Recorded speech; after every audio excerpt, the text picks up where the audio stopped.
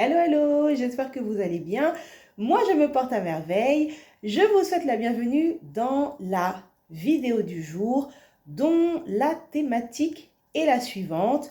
Endométriose, j'ai pris 16 kilos, on en parle.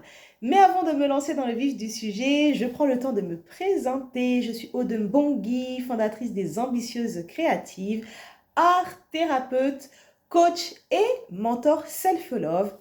Et j'accompagne toutes les femmes qui sont prêtes à cheminer, à investir du temps et de l'argent sur elles pour pouvoir améliorer la relation qu'elles entretiennent à leur corps, s'affirmer avec assertivité et s'autoriser à créer leur best life.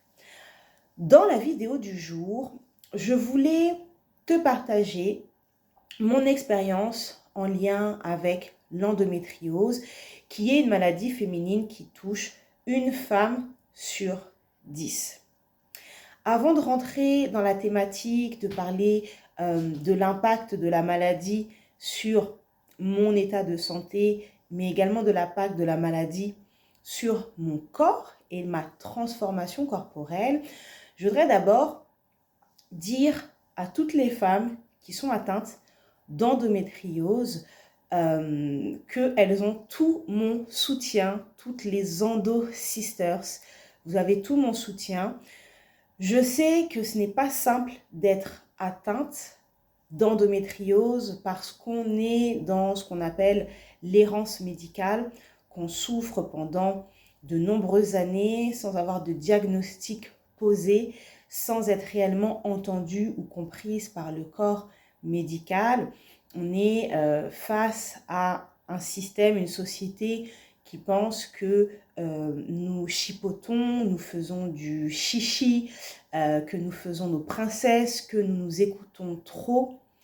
Et j'aimerais vous dire que vous avez tout mon soutien et que vous êtes en droit de prendre le temps de vous reposer, de prendre le temps de ralentir. Vous avez le droit de prendre la décision d'arrêter de travailler pendant un temps ou de repenser votre manière de travailler, de réorganiser votre quotidien et que c'est OK en fait pour vous. Donc, je vous ferai plusieurs vidéos sur la thématique. Là, je vais rester concentrée parce que vous commencez à me connaître. Moi, ça fuse dans tous les sens et je peux très vite être déconcentrée parce que j'ai envie de vous dire plein de choses. Mais là, je vais rester focus. Ce qui est hyper étrange, moi, dans mon parcours d'Endo Girl, c'est que la maladie, en fait, je pense que la maladie est là depuis mon adolescence. Mais en fait, les impacts physiques se sont déclarés après ma grossesse. Et je sais que chaque parcours est unique. Je sais que chaque femme va être impactée différemment par cette maladie. Et je sais aussi qu'il y a différents types d'endométriose, l'endométriose digestive, l'endométriose pelvienne. En fait, je sais que il va y avoir des localisations dans le corps qui seront différentes d'une femme à une autre. Donc moi, ce que je partage ici, ce n'est pas une vérité, c'est mon expérience avec cette maladie, avec cette pathologie et comment ça s'exprime, comment ça s'est exprimé dans ma vie et à quel moment c'est venu vraiment s'intensifier. Donc en gros, en faisant tout un travail de rétrospective, d'introspection et de réflexion autour de la maladie, moi j'ai pris conscience du fait qu'en fait j'ai toujours eu mal au ventre quand j'avais mes menstrues. Et je sais qu'à l'époque, quand j'en parlais, on me disait que c'était normal en fait. Et donc autour de moi, les femmes me disaient prends du Doliprane, prends du Spasfon, prends ta bouillotte. Voilà, on me donnait des techniques de grand-mère. C'était une thématique qui n'était pas choquante. Et on me disait, ah bah oui, c'est normal, certaines filles ont mal au ventre, voilà ce qu'il faut faire. Ensuite, j'ai pris une pilule mini-dosée à l'âge de 16 ans. Et je pense que la prise de cette pilule a sans doute permis à la pathologie de ne pas s'exprimer. Ce qui fait que de mes 16 ans à mes 28 ans, j'ai vécu un quotidien totalement normal, en pleine énergie, dans un état de pleine santé. Euh, j'étais, j'ai toujours été souvent fatiguée. J'ai toujours été très cernée, sans réellement comprendre pourquoi, mais en tout cas, au niveau de mon quotidien, je n'étais pas impactée par des douleurs. Je pouvais faire du sport, courir, sauter quand j'avais mes menstrues. Enfin, j'étais vraiment pas du tout impactée dans mon quotidien. Je me souviens qu'avant de démarrer ce traitement de pilule mini-dosée à mes 16 ans, je me souviens quand même d'avoir loupé les cours, d'avoir fait des malaises et de m'être évanouie et d'avoir des fortes douleurs parce que j'étais indisposée. Et ça arrivait quelquefois, mais bon, bah, à l'époque, comme je vous dis, j'ai même pas eu l'idée d'en parler à mon médecin ou quoi que ce soit. Et très vite, c'était quelque chose qui n'a plus eu lieu dès que j'ai eu ce traitement. Donc j'ai pas eu d'inquiétude. Lorsque j'ai cheminé, je me suis intéressée au cycle du féminin. J'ai commencé à lire beaucoup de livres sur cette thématique-là. Je vous partagerai, je pense, mes lectures à ce propos. Et j'ai pris conscience du fait que je n'avais plus envie d'avoir des cycles régis par une pilule. Et donc, à l'âge de 26 ans, j'ai arrêté la pilule parce que je me suis rendu compte que je ne savais pas à quoi ressemblaient mes cycles de menstrues hors pilule. Je me suis rendu compte que je ne connaissais pas mon corps hors pilule et que je ne savais pas comment mon corps fonctionnait. Donc, j'ai pris la décision d'arrêter la pilule. Et au bout de 2 ans, je suis tombée enceinte et je suis devenue maman.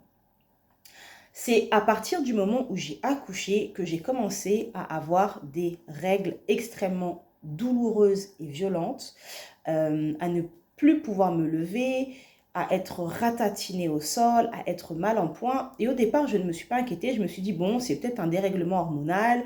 Je viens d'accoucher, j'ai donné naissance. Peut-être qu'il faut que les choses se remettent en place. Donc, ça ne m'a pas trop inquiétée, on va dire, la première année.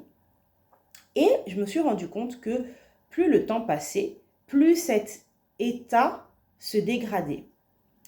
Je connaissais déjà l'endométriose parce que au lycée et à l'université, j'ai été amenée à côtoyer des camarades, des copines de l'époque qui étaient impactées par cette maladie.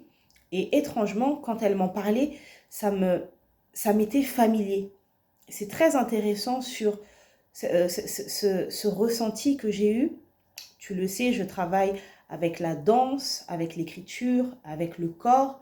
Et donc, je crois que le corps a une compréhension qui va bien au-delà de ce que nous pouvons comprendre mentalement. C'est comme si, d'une certaine manière, quand elles me parlaient de leur expérience et de leur maladie, c'est comme si ça résonnait en moi, alors qu'à cette époque-là, j'avais aucun symptôme. Mais ça, je ferai une vidéo plus détaillée là-dessus.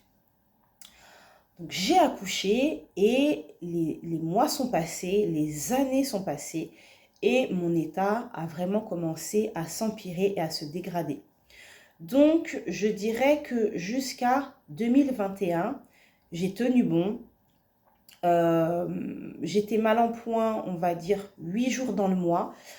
Généralement, mon état se dégradait 2-3 jours avant que j'ai mes règles. J'avais des syndromes prémenstruels très intenses, beaucoup de fatigue, des petites douleurs qui commencent à émerger, énormément d'acné et surtout un état de fatigue intense.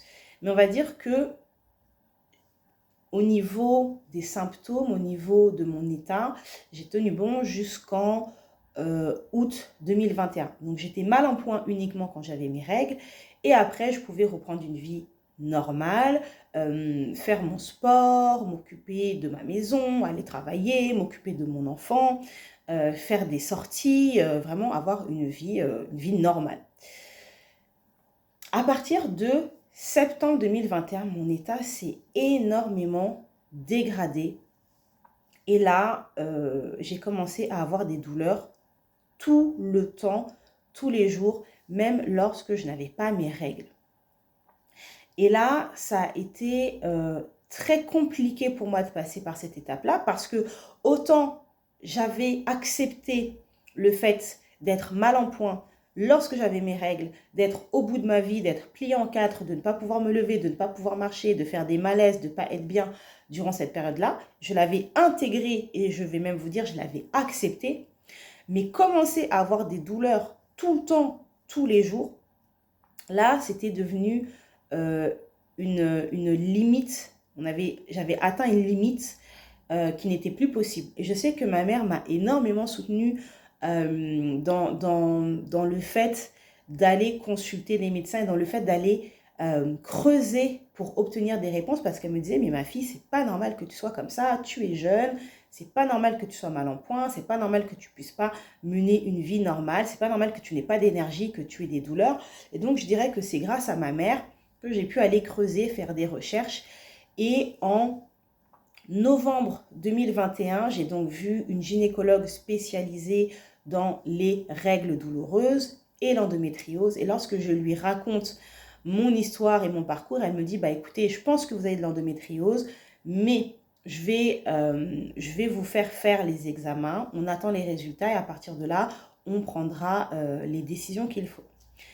Je passe mon premier IRM, ma première IRM pelvienne en février 2022 et en février 2022, le diagnostic tombe et donc j'ai la confirmation que j'ai de l'endométriose. Donc, ce qui signifie que j'ai vécu pendant 8 ans sans savoir ce qui se passait. Pourtant, je connaissais la maladie, je savais que l'endométriose existait, mais je me suis dit, mais c'est pas possible que j'ai de l'endométriose parce que cette maladie, elle est grave, donc ça peut pas être ça, donc ça doit être autre chose. Et je ne suis pas allée creuser. Et comme j'étais aussi un peu dans cet archétype qui me collait bien à la peau de la femme forte, de la femme qui prend sur elle et qui supporte, et qu'en plus, au niveau de la société, avoir mal quand on a ses règles, c'est un peu banalisé. En tout cas, il y a 8 ans, 10 ans, c'était un peu banalisé. Maintenant, on commence à en parler, on commence à être sensibilisé à cette thématique. Je ne suis pas allée creuser. Je suis pas allée creuser, j'ai pas fait la démarche, j'ai pris sur moi. J'avais intégré qu'une semaine par mois, j'allais être au bout de ma vie et après, ça allait mieux. Donc ça, c'est pour vous retracer un petit peu le parcours que j'ai eu. Et effectivement, à partir de septembre 2021, mon état de santé s'est extrêmement dégradé. Et donc, de septembre 2021 à septembre 2023, j'ai vraiment vécu des moments très compliqués, très difficiles, parce que j'ai vécu l'expérience d'être limitée dans mon corps. J'ai vécu l'expérience d'être limitée dans mon énergie et j'ai vécu l'expérience d'avoir l'impression d'être emprisonnée dans mon corps, d'être un peu comme une personne âgée, alors que je vous dis, là j'ai 36 ans au moment où je fais la vidéo, donc j'avais 34 ans. Donc de mes 34 ans à mes 36 ans, je n'ai plus eu de vie sociale. Les sorties entre amis, les invitations en famille, ce n'était plus possible pour moi parce que je n'avais pas l'énergie, je n'avais pas l'état de dynamisme suffisant pour sortir. Tout était devenu très compliqué. Il y a des moments où j'étais alitée parce que je ne pouvais ni me lever ni marcher. Et quand je marchais, c'était en étant voûtée ou en me tenant au mur de chez moi. Et je me souviens être passée par des périodes extrêmement compliquées où c'est mon chéri qui m'emmenait chez l'ostéo pour que l'ostéo essaye de me retaper un petit peu. Ou alors, c'est mes collègues qui me disaient, mais qu'est-ce que tu fais? Fais-toi arrêter là, c'est pas possible. Et je leur dis non, mais c'est bon, là je suis assise pour le travail, c'est juste pour marcher que c'est compliqué. Et il faut que tu saches que moi, j'ai beaucoup de mal à prendre des médicaments, mais je t'expliquerai pourquoi. On a beaucoup de choses à se dire. Et l'expérience que j'ai eue, c'est que j'ai mangé du Doliprane pour limiter au maximum la casse. Et à un moment donné, en fait, le Doliprane n'a plus fait effet, donc je suis passée à des médicaments un peu plus forts. Et en fait, la crainte que j'ai eue, c'était de me dire, bah, si le Doliprane ne fait plus effet sur mes douleurs et que je m'habitue à prendre des médicaments antidouleurs et anti-inflammatoires plus forts, à un moment donné, mon corps va s'habituer, donc il va falloir que je prenne des médicaments encore plus forts. Et j'avais pas du tout envie de rentrer dans cet engrenage-là. Donc, la plupart du temps, face à mes douleurs, j'ai pris la décision de ne pas prendre de médicaments, sauf quand c'était vraiment trop insoutenable. Mais vraiment, ma démarche a consisté à faire en sorte de vivre avec la douleur quotidiennement. Donc, j'ai vécu avec des douleurs chroniques pendant 2 ans, tous les jours. Et j'ai essayé de trouver des solutions pour améliorer mon état de santé. Ça a vraiment été ma démarche. Et ma démarche, ça a été aussi de me dire, derrière cette maladie, derrière cette douleur, mon corps cherche à me dire quelque chose, à me transmettre un message, et il faut que j'écoute ce message. Mais ça, pareil, je ferai d'autres vidéos là-dessus, parce que je veux pas tout mélanger, et je dirais que grâce à l'endométriose, j'ai compris beaucoup de choses. J'ai vraiment été amenée à me poser, à faire un travail d'introspection, à faire un travail sur ma propre histoire personnelle, sur mes blessures, sur mes traumas. Et j'ai compris qu'il y avait quand même des effets d'écho et de résonance entre ce que j'ai pu vivre dans le cadre de mon enfance et l'expression de cette maladie. Et j'ai compris aussi que le moment où cette maladie a explosé dans mon corps correspondait aussi à un moment de ma vie qui était hyper complexe, puisque ça a été le moment où le père de mon fils et moi, on s'est séparés après 18 ans de vie commune. Donc, je ferai vraiment d'autres vidéos sur les réflexions que j'ai eues entre l'endométriose et les messages de la maladie, et ce que j'ai pu comprendre à travers cette maladie. Et j'ai toujours dit quand je suis tombée malade, en tout cas quand la maladie s'est exprimée dans mon corps, j'ai toujours dit que je ne voulais pas me positionner comme une victime. J'ai toujours dit aussi que j'allais guérir. J'ai toujours eu cette conviction. Pourtant, aujourd'hui, au niveau de la médecine allopathique, on nous dit qu'il n'y a pas de traitement autre que la pilule, les traitements de ménopause artificielle, ou, dans les cas les plus extrêmes, l'ablation de l'utérus. Et le médecin spécialiste que j'ai vu récemment, là, il y a 2-3 mois, m'a parlé de ça. Et je vous jure, ça m'a fait froid dans le dos. J'ai dit, oh, wow, on va laisser mon utérus en place, monsieur docteur, s'il vous plaît. Parce que moi, je voudrais vous poser une question.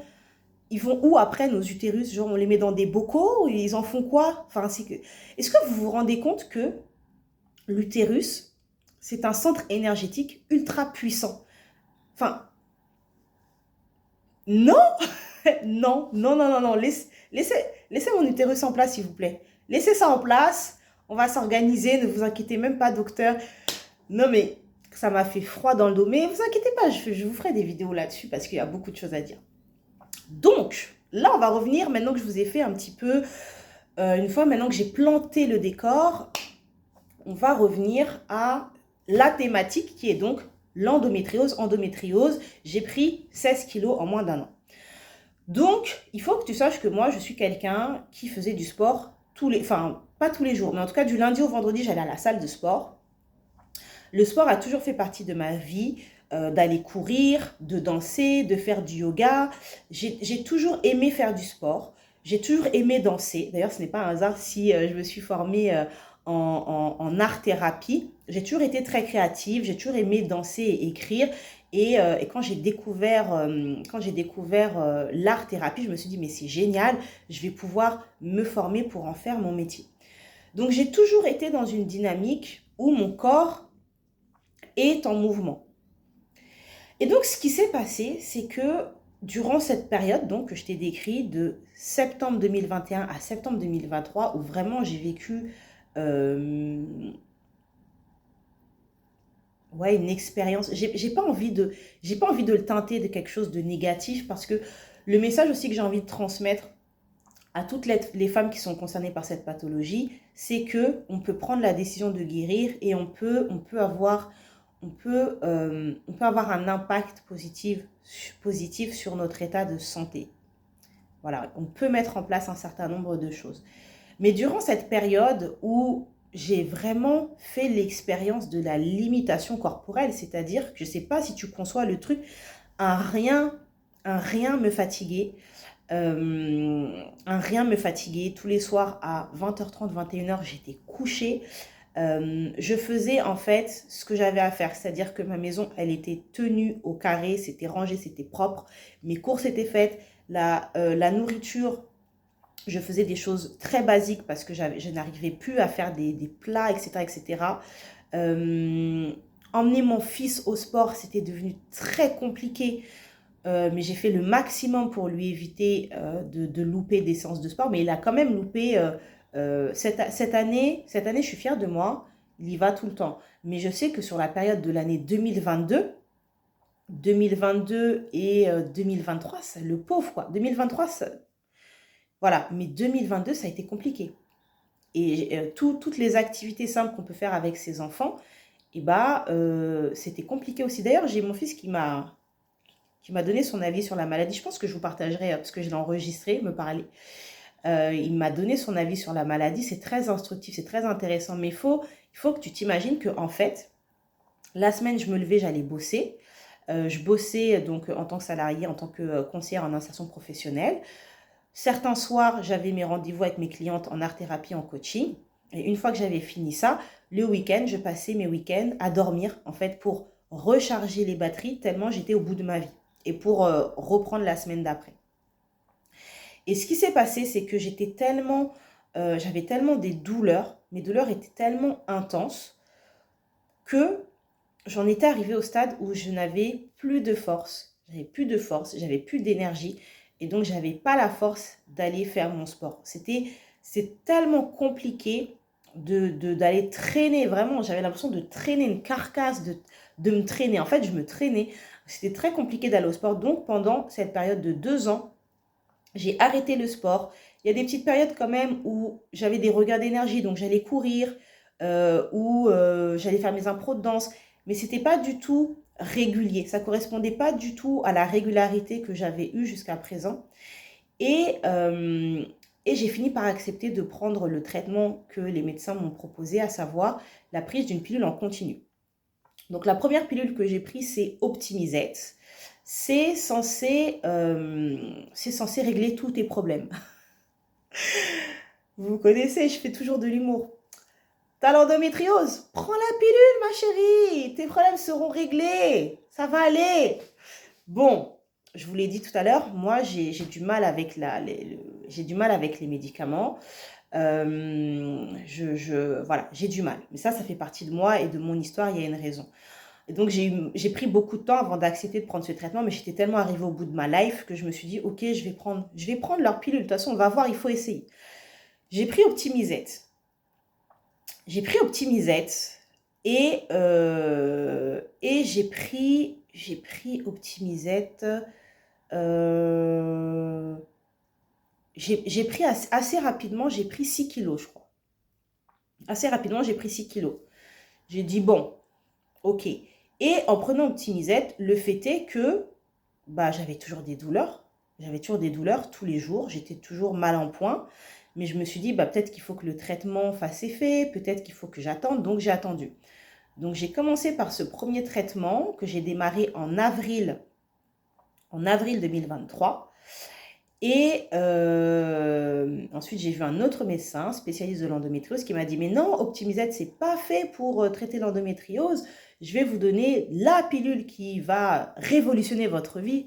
Vous allez voir, madame, ne s'inquiétez pas, tout va bien se passer. Elle m'a tellement traumatisée, cette pilule, que j'ai oublié son nom là. Comment elle s'appelle? Je suis désolée. Vous voyez, mon cerveau zappe parce que... Bon, je refouillerai dans mes boîtes de médicaments, je vous dirai quelle est la pilule en commentaire, je ne sais plus. En bref, c'est la pilule qu'on donne aux femmes qui ont de l'endométriose. J'ai pris cette pilule donc en février 2023. donc changement de pilule. Et là, mon état s'est empiré. Mon état s'est empiré. J'ai pris du coup 10 kilos. Vous voyez, j'avais déjà pris 6 kilos. J'ai pris 10 kilos entre février 2023 et septembre 2023. Et surtout, en plus de cette prise de poids, mon état s'est empiré. C'est-à-dire que j'avais encore moins d'énergie, j'avais encore plus de douleur. J'étais gonflée, j'étais bouffie, je marchais pliée en 10. Enfin, c'était horrible. Et la douleur était devenue tellement intense. Donc, en termes de niveau de douleur, j'étais à un niveau de douleur au quotidien à 7 sur 10 ou 8 sur 10. Et je ne voulais pas prendre de médicaments, sauf vraiment quand ça n'allait pas. Je prenais des médicaments prescrits par les médecins pour diminuer la douleur, me soulager un petit peu. Mais j'ai vraiment voulu éviter de rentrer dans ce truc où je mange des médicaments tous les jours parce qu'en fait, c'est la solution, c'est la seule solution qui nous est proposée quand on a des douleurs chroniques, alors qu'il y a plein d'autres possibilités. Donc, voilà à peu près ce qui s'est passé pour moi. Et en septembre 2023, je me suis dit, c'est pas possible, je ne peux pas continuer comme ça, je ne peux pas continuer à marcher plié en quatre et à me tenir au mur de chez moi juste pour me déplacer. Je ne peux pas continuer à passer mes week-ends à dormir, je ne peux pas continuer à ne plus avoir de vie sociale et à dire aux gens, bah écoute, je veux bien qu'on se voit, mais déplace-toi parce que moi, je ne peux pas me déplacer. Ou alors, je te tiens au courant, ça dépend de mon corps. En fait, je ne savais jamais à quelle sauce j'allais être mangée. Je me suis dit, je ne peux pas continuer à vivre comme ça. Mais, ce que je voulais te partager aujourd'hui, c'est qu'il y a eu tout un processus et ma prise de poids, là où je veux en venir par rapport à la thématique quand même qui est la mienne, c'est que donc j'ai pris 16 kilos assez rapidement, hein, en moins d'un an, suite à l'endométriose, suite au traitement, mais également suite à l'arrêt du sport. Donc forcément, comme je te l'ai dit, moi je faisais du sport tous les jours du lundi au vendredi. Forcément, quand tu arrêtes une activité, bah, tu vois, il y a un impact sur ton corps. En sachant que moi, je suis une nana qui est gourmande. Donc, moi, j'aime manger, je vais pas te mentir. Moi j'aime les bonnes choses dans la vie. Donc, il y a des personnes, elles sont hyper ascètes au niveau de l'alimentation. Moi, je suis pas dedans. Moi, donne-moi mon petit déjeuner, mon repas du midi, mon goûter et mon repas du soir. J'aime les bonnes choses, tu vois. Donc, je dirais que tout ça mélangé m'a amené vers cette prise de poids. Maintenant, ce que je voudrais aborder avec toi, c'est est-ce que cette prise de poids m'a impacté, on va dire, émotionnellement, a impacté la relation que j'entretiens à mon corps de femme? La réponse est non. Et je vais t'expliquer pourquoi. J'ai tellement ancré en moi-même le fait de m'aimer et de m'apprécier et de travailler quotidiennement sur comment je peux m'apporter de l'amour, comment je peux être plus douce avec moi-même, comment je peux accepter mes défauts, mes limites et m'accueillir même dans les moments où je ne suis pas au top de ma forme, même dans les moments où je me dis, bon, franchement, j'aurais pu faire mieux. J'ai tellement travaillé sur ça depuis des années. J'ai tellement ancré en moi cette conviction que les femmes sont belles, que lorsque mon corps a évolué suite à cette pathologie et suite à cette prise de poids, je ne me suis pas rejetée. Je ne me suis pas dit, oh là là, mon Dieu, je suis horrible, c'est terrible. Je ne me suis pas rajouté un fardeau en plus. De un, déjà, tu as une pathologie qui n'est pas selon la médecine actuelle, peut-être que ça va évoluer. Tu as une pathologie qui ne se guérit pas, c'est une maladie chronique, tu galères au quotidien. Je veux dire, j'allais pas me rajouter en plus des problématiques de complexes vis-à-vis de mon corps de femme. C'était hors de question que je rentre là-dedans. Et je ne suis jamais rentrée là-dedans. Ça veut dire que je suis passée d'une taille 38 à une taille 42 et je me suis pas dit, oh là là, mon Dieu, c'est horrible, c'est terrible. Non, qu'est-ce que j'ai fait? J'ai changé ma garde-robe. Je me suis offert des vêtements qui me plaisent, dans lesquels je me sens belle, des vêtements qui correspondent à mon look, des vêtements dans lesquels je me sens à l'aise, des vêtements dans lesquels je me sens féminine. Et j'ai juste accepté la transformation de mon corps liée à cette histoire. Et je dis toujours que notre corps est porteur d'une histoire et que notre corps est l'expression d'une histoire singulière. Et là, sur cette période de vie que je viens de te partager, mon histoire, c'est l'endométriose, c'est un état de santé qui se dégrade, mais c'est aussi un moment de ma vie où il y a eu énormément de chamboulements et de bouleversements. Et c'est, je pense aussi, pour cela que la maladie a explosé dans mon corps, parce qu'il y avait des blessures émotionnelles, des douleurs, des chocs que j'ai pas pu gérer et canaliser et qui sont venus s'engrammer en moi. Et il y avait déjà un terrain, on va dire, il y avait déjà un terrain qui permettait, on va dire, l'éclosion de cette maladie. Et ça s'est exprimé à ce moment-là. Et donc, moi, la démarche que j'ai eue, c'est de commencer à faire un travail de libération émotionnelle grâce à l'écriture thérapeutique. Et je n'ai pas fini parce que c'est hyper fort, c'est hyper long et franchement, c'est un processus. C'est un processus, c'est très long. Et d'ailleurs, j'en profite pour vous dire que je suis en train de créer un accompagnement qui s'appelle Divine Womb et qui s'adresse justement aux femmes atteintes d'endométriose, de fibromes, de varices pelviennes ou aux femmes qui ont vécu des ablations de l'utérus afin en fait de les aider à cheminer pour avoir un espace consacré qui leur permette de mettre des mots sur leur pathologie, de mettre des mots sur leur douleur, de mettre des mots sur leur parcours de santé, de mettre des mots sur leur histoire, mais aussi de se reconnecter à leur matrice utérine. Je pense que nous autres femmes modernes, nous sommes déconnectées de nos matrices utérines et je pense qu'il est temps que l'on puisse se reconnecter à nos matrices utérines parce que ce sont des centres énergétiques ultra puissants. Et je vous dis, je dis toujours, grâce à l'endométriose, j'ai vécu des initiations hyper fortes. J'aurais pu prendre l'approche différente et me dire pourquoi ça tombe sur moi, pourquoi je suis malade, et avoir un sentiment d'injustice et de colère. Mais j'ai décidé de me dire que si j'avais cette maladie, il y avait une raison. Je sais que je ne suis pas toute seule, je sais qu'on est nombreuses à vivre avec cette pathologie au quotidien. Et je me suis dit que je devais le transmuter et l'alchimiser et en faire de l'or. Et je me suis dit, ok, si la vie a décidé que j'ai cette pathologie, je dois en faire quelque chose. Je dois en faire quelque chose pour transmettre une parole qui donne de la force aux femmes, qui donne quelque chose qui les rassure, qui donne de la sagesse aux femmes. Et donc, je me suis dit que je devais transmettre et partager ce que j'ai compris dans le cadre de cette période de ma vie qui a vraiment pas été simple et où en même temps, j'ai appris beaucoup de choses. J'ai appris énormément de choses. Je peux pas tout vous partager dans cette vidéo, mais c'est vraiment pour moi un parcours initiatique. C'est vraiment pour moi un parcours initiatique. Et du coup, voilà. Et donc, ce qui fait que cette prise de poids ne m'a pas impactée, parce que 16 kilos, c'est quand même énorme, hein. Je ne suis absolument pas dans le déni. 16 kilos, c'est quand même énorme. J'ai atteint un poids actuellement que je n'ai jamais eu dans ma vie, même lorsque j'étais enceinte. Et lorsque j'étais enceinte, j'ai pris 20 kilos. Donc, je ne suis pas dans le déni.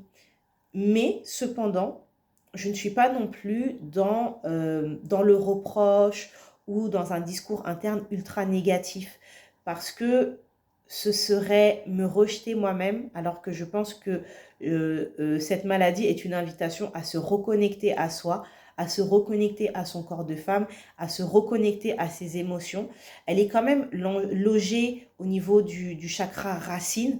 Donc le chakra racine, c'est le besoin de sécurité, c'est l'expression de soi, c'est l'expression de sa créativité. Donc, ce n'est pas un hasard que cette maladie vienne se loger dans cet endroit de son corps. Donc, je pense que quand on est atteinte d'endométriose, on doit cheminer pour s'apporter beaucoup d'amour, beaucoup de douceur. Donc la chance que j'ai eue par rapport à ma prise de poids, c'est que comme ça fait des années que je travaille sur, on va dire, mon mindset corporel, sur mon propre self-love, et que c'est une conviction qui est ancrée. Cette chaîne YouTube, il y a quelques années, elle s'appelait Belle au pluriel. C'était le nom du blog que j'ai créé en 2013, où je valorisais toutes les beautés, parce que j'ai toujours eu cette conviction que toutes les femmes sont belles et que toutes les beautés se doivent d'être représentées. Et donc, cette transformation corporelle liée à ma prise de poids ne m'a pas impactée, parce que j'ai fait ce travail en amont et que ça fait des années que je fais ce travail en amont. Et donc, ce n'est pas venu me déstabiliser, ce n'est pas venu me limiter dans ma capacité à être femme, dans ma capacité à me sentir belle.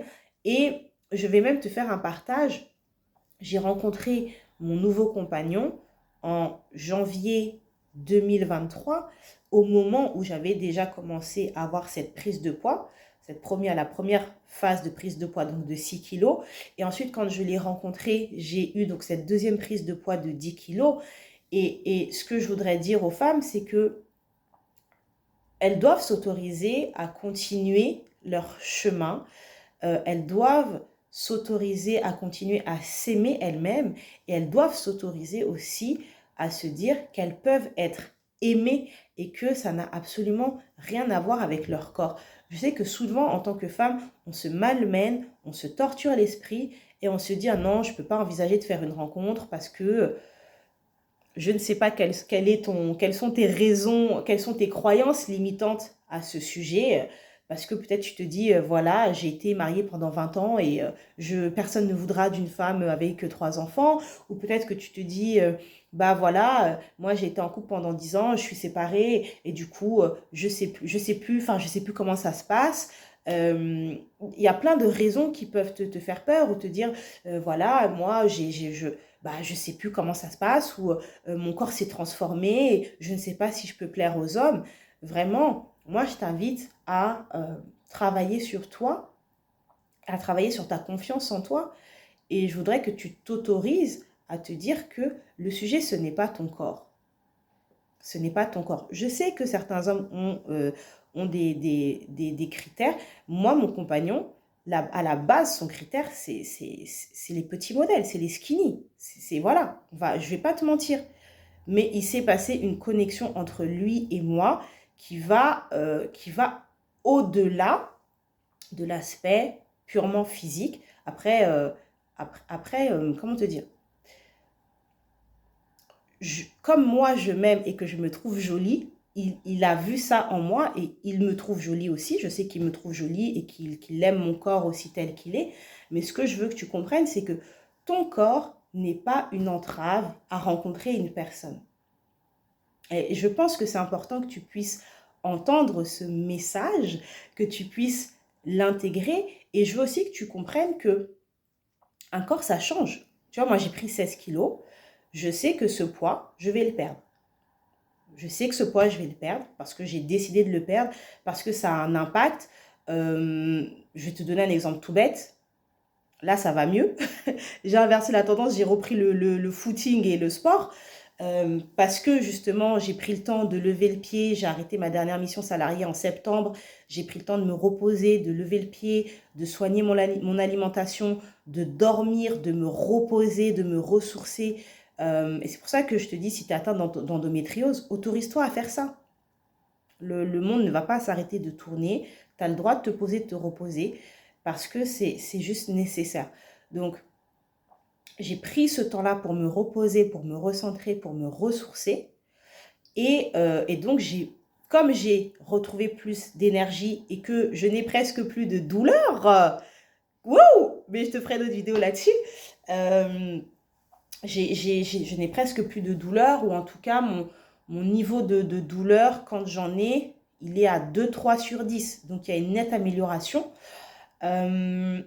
Donc, j'ai repris le sport, mais en septembre 2023, j'étais dans un état lamentable. C'est-à-dire que même marcher m'essoufflait. J'en étais arrivée au stade où j'étais essoufflée en marchant. C'est-à-dire, j'étais dépassée. J'étais essoufflée en marchant. c'est quand même grave d'être essoufflé en marchant. Parce que la marche, en fait, quand tu marches, tu ne dois pas être essoufflé. Tu es essoufflé quand tu fais un effort physique, quand tu as couru, mais pas quand tu marches. Et ça, c'est l'expression de mon surpoids. Tu vois ce que je veux te dire? Donc, je ne suis pas dans le déni, mais je suis aussi dans la douceur avec moi-même, dans la douceur avec mon corps. Donc, je sais que je vais inverser la tendance. Quand je fais des footings, je souffre. Je vous dis, j'étais arrivée à un niveau où je faisais des 3 à 5 kilomètres en mode j'étais bien. Et là, pour courir 3 kilomètres, bon, je cours beaucoup moins vite. Je suis en mode tortue. Je suis essoufflée de malade. Limite, après, je dois prendre un coup de ventoline. Non, mais c'est n'importe quoi. Vraiment, c'est n'importe quoi. Mais je cours. J'y vais quand même. La salle de sport, vous m'avez vu récemment, j'étais en train de faire mon petit vélo, là, le petit échauffement. Et voilà, j'ai repris. J'ai repris le sport parce que j'ai repris aussi suffisamment d'énergie et parce que je n'ai presque plus de douleur. Ou en tout cas, je vis avec un niveau de douleur qui est beaucoup plus impactant, qui est beaucoup moins, pardon, qui est beaucoup moins impactant pour moi. Bon, alors, une des conséquences aussi d'avoir vécu pendant 2 ans avec des douleurs chroniques, c'est que j'ai du mal à me concentrer. Je pense que vous en rendez compte dans mes vidéos. Parfois, j'inverse les mots ou je dis des choses en fait qui correspondent à l'inverse. Donc ça a eu un impact sur ma capacité à me concentrer. J'espère que ça va s'améliorer parce que c'est quand même compliqué, mais voilà, ça va mieux. Donc, je voulais vous partager un petit peu ce petit moment de story time autour de l'endométriose, autour de comment j'ai vécu tout ça, vous retracer un petit peu mon parcours, vous parler de ma prise de poids et de comment ça s'est passé pour moi. Si tu me regardes, que tu es une femme, que tu as envie de te faire aider, de te faire accompagner et que tu es prête à cheminer, je précise bien, je ne veux pas de touristes dans mon monde. Si tu n'es pas prête, il n'y a pas de souci. À ce moment-là, tu regardes mes vidéos, tu regardes mes posts sur Instagram. Mais moi, je tiens vraiment à accompagner des femmes qui ont envie, mais qui sont prêtes à cheminer, qui sont prêtes à se faire accompagner, qui sont prêtes à enclencher un processus transformationnel, à sortir de leur zone de confort. Donc, si tu te reconnais là-dedans, en dessous de cette vidéo, tu vas avoir la possibilité de te faire accompagner par moi, soit en prenant le coaching en puissance RES, j'ai dit coaching, en prenant le coaching en puissance RES. Donc, on travaille soit sur l'axe schéma corporel, amour de soi et complexe, on travaille soit sur l'axe carrière au féminin et vie professionnelle, ou sur l'axe développement personnel. Donc, tu vois en fonction de là où tu en es en ce moment. Tu trouveras toutes les informations en barre de description. Et sinon, j'ai créé un accompagnement en one-on-one qui se déroule en partie sur Zoom et en partie en présentiel pour la partie danse-thérapie qui s'appelle Mon corps et moi. C'est mon bijou du moment. Je l'adore, cet accompagnement. Cet accompagnement comporte une séance de coaching, une séance de danse-thérapie, une séance d'écriture thérapeutique et une conversation WhatsApp avec moi qui s'intitule... Attendez, parce que j'ai la page là. J'ai la page juste derrière moi. Comme ça, je peux vous en dire un petit peu plus. Ah, mon ordinateur fait des choses étranges. Attendez. Je vais vous expliquer le pourquoi. Voilà. De toute façon, vous allez tout retrouver en barre de description. Hein. Et une conversation WhatsApp qui s'intitule Self-Love et Sacrée Intimité. Parce que en accompagnant des femmes, en parlant avec des femmes de mon entourage, je me rends compte que les complexes corporels et physiques qu'ont les femmes viennent aussi se loger dans l'espace de la vie intime. Et je suis fatiguée d'entendre des femmes me dire « Oui, moi, quand je suis dans mon espace d'intimité avec monsieur, je rentre le ventre comme ça. Oh, je rentre le ventre. Je respire plus. J'éteins la lumière. » Les stratégies là de... Je sais pas, des stratégies de gymnaste. à un moment où tu es censé être en connexion avec ton partenaire, à un moment où tu es censé être dans le lâcher-prise, dans le plaisir, dans la sensorialité. Et toi, tu es là dans la maîtrise parce que tu faut pas, et tu tiens ton ventre, tu serres tes fesses. Mais non, mais non, non, non, non, non, non, non, non, ça va pas du tout. Ça ne va pas du tout.